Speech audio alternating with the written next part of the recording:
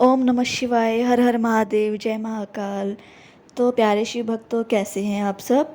तो शिव भक्तों, आज मैंने शिवजी महापुराण जी की कथा सुनी थी, जिसमें पंडित प्रदीप जी मिश्रा द्वारा एक उपाय बताया गया था। तो मैं वो उपाय आपके साथ शेयर करने जा रही हूँ।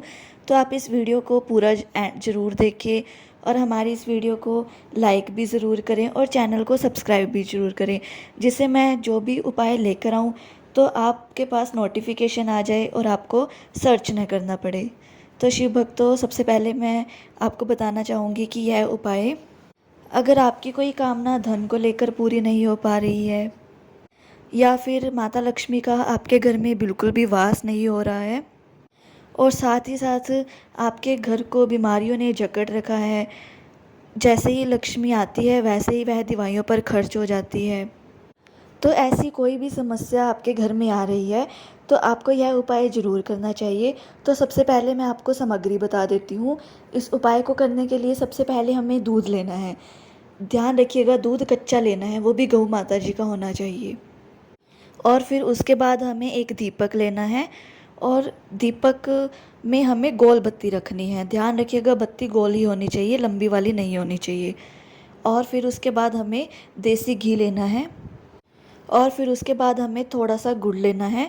अगर आपके घर में गुड़ की डली नहीं है तो आप उसकी जगह पे मिठाई भी ले सकते हैं। यह ज़रूरी नहीं है कि आपको गुड़ ही लेना है, तो आप कोई भी मिठाई ले सकते हैं, लड्डू ले सकते हैं, जो भी आपका मन करे। और फिर उसके बाद एक लोटा लेना है। ध्यान रखिएगा, लोटा इस बार स्टील का लेना है। तो स्टील का लोटा लेने के बाद उसमें हमें जल भरना है। जल, अगर आपके घर में गंगा जल है तो आप गंगा जल भी ले सकते हैं, क्योंकि वह सबसे शुभ माना जाता है।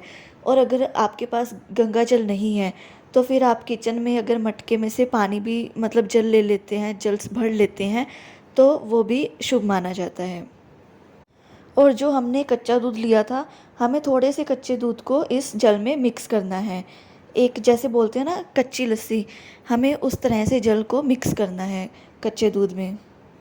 और फिर यह सामग्री लेकर हमें पहुंच जाना है पेड़ के नीचे। कौन से पेड़ के नीचे? पीपल के पेड़ के नीचे। आपके घर के आसपास कोई भी पीपल का पेड़ है, पीपल का वृक्ष है, हम आपको उसके नीचे चले जाना है। वहाँ पर जाकर जो आप अपने साथ दिया लेकर आए थे, उस दिए को उठाकर पीपल की जड़ में लगा देना है, यानी समाहित कर देना है। और फिर दीपक को प्रज्वलित कर लेना है, यानी कि जला लेना है, जगा लेना है। और फिर उस दीपक में गोल बत्ती लगानी है। तो जब हम पीपल के पेड़ के नीचे अगर कभी दीपक को जलाते हैं तो हमेशा गोल बत्ती का उपयोग किया जाता है, इसलिए इस उपाय में गोल बत्ती बताई गई थी। और फिर लोटा उठाना है और उसको पीपल के पेड़ पर समर्पित कर देना है। ध्यान रखिएगा, हम जब समर्पित करते हैं उस समय पर हमें पिपलेश्वर महादेव जी का स्मरण करना है। यदि हम पिपलेश्वर महादेव जी का स्मरण करते हैं तो जो घर में धन को लेकर समस्या चल रही है वह खत्म होती है। और फिर उसके बाद हमें कामना करनी है कि पिपलेश्वर महादेव जी, हमारे घर में धन की कमी हो रही है, लक्ष्मी जी का वास नहीं होता है। अगर हमारे घर में थोड़ा सा भी धन आ जाता है तो वह किसी न किसी चीज़ में लग ही जाता है, जैसे कि बीमारियों में, कोई ना कोई बीमार हो जाता है घर में, तो जो थोड़ा बहुत धन शेष बचता है वह सारा धन हमारा लग जाता है। तो हमें यह कामना करनी है।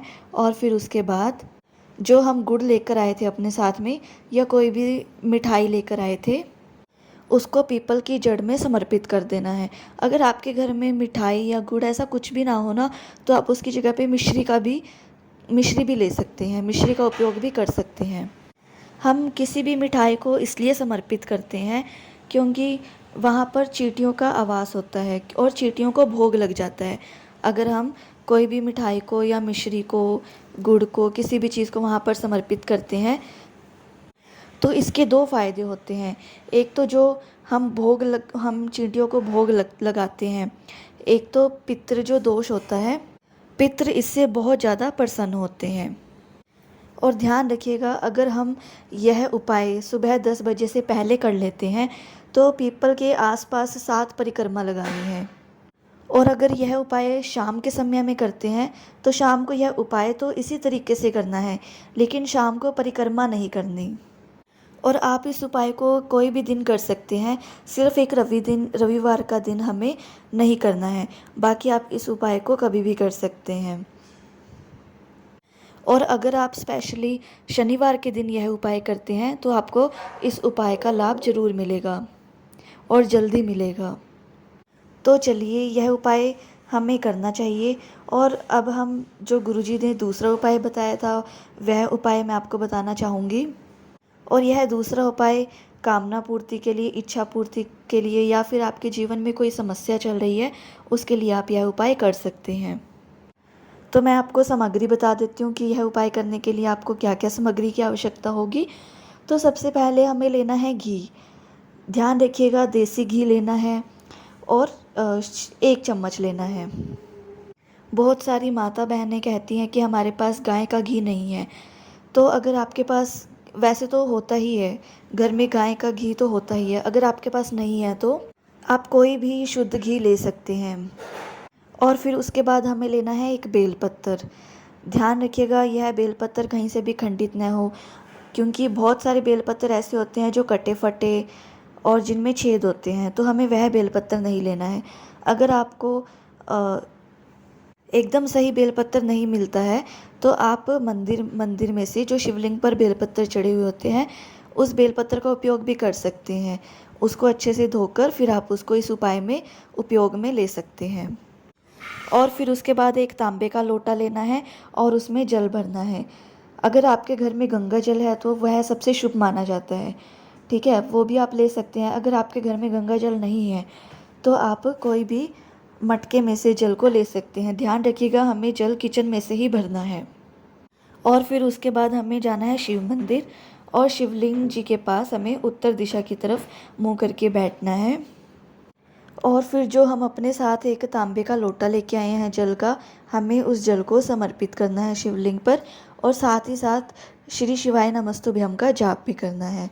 तो ध्यान रखिएगा कि जो हम जल समर्पित कर रहे हैं उसकी धारा बहुत स्लो होनी चाहिए, बहुत धीमी गति से धारा होनी चाहिए, क्योंकि हमें उस समय पर 12 बार श्री शिवाय नमस्तुभ्यम का जाप करना है। और 12 बार श्री शिवाय नमस्तुभ्यम का जाप करना है, क्योंकि यह सबसे शुभ माना जाता है। और फिर उसके बाद हमें बेलपत्र को उठाना है। ध्यान रखिएगा, एक बेलपत्र की 2 साइड होती है, एक तो होती है चिकनी और एक होती है खुरदरी। हमें चिकनी वाली साइड पर घी लगाना है। और हमें घी लगाते समय यह ध्यान रखना है कि घी हमने अपनी अनामिका उंगली से लगाना है। अनामिका उंगली जो चीची उंगली के पास वाली उंगली है। हमें बेलपत्र की तीनों पत्तियों पर घी को अच्छी तरह से लगाना है। और फिर उसके बाद हमें बेलपत्र को उठाकर अपने सीधे हाथ में रखना है। और फिर जो भी हमारी कामना है या जो भी कोई परेशानी चल रही है हमारी ज़िंदगी में, या कोई धन को लेकर या कोई बिज़नेस को लेकर या फिर घर में किसी छोटी छोटी बातों को लेकर लड़ाई झगड़े होते रहते हैं, या फिर ऐसी कोई विशेष कामना है जो काफ़ी समय से पूर्ण नहीं हो रही है, उसका स्मरण करते हुए हमें यह बेलपत्र शिवलिंग के ऊपर समर्पित करना है। और फिर श्री शिवाय नमस्तुभ्यम का जाप भी करना है। तो ध्यान रखिएगा, हम जब भी बेलपत्र को शिवलिंग पर समर्पित करते हैं तो इसकी जो डंडी है वो जलाधारी की तरफ होनी चाहिए और बेलपत्र की जो बड़ी पत्ती है वो हमारी तरफ होनी चाहिए, और शिवलिंग पर उल्टा बेलपत्र समर्पित करना है। तो इस तरह से हमें यह उपाय करना है। और फिर उसके बाद हमें श्री शिवाय नमस्तुभ्यम का जाप भी करते रहना है। तो दिन में आपको कभी भी समय लगे, आपको सुबह के समय या शाम के समय, जब भी आपको समय मिले, आपको इस मंत्र का उच्चारण करते रहना चाहिए, क्योंकि हमारे जो शिव जी हैं उन्हें तो हम भोले बाबा कहते हैं ना, तो वह तो भोले हैं, वह बहुत जल्दी सुनते हैं। तो हमें इस मंत्र का जाप करते रहना चाहिए, श्री शिवाय नमस्तुभ्यम।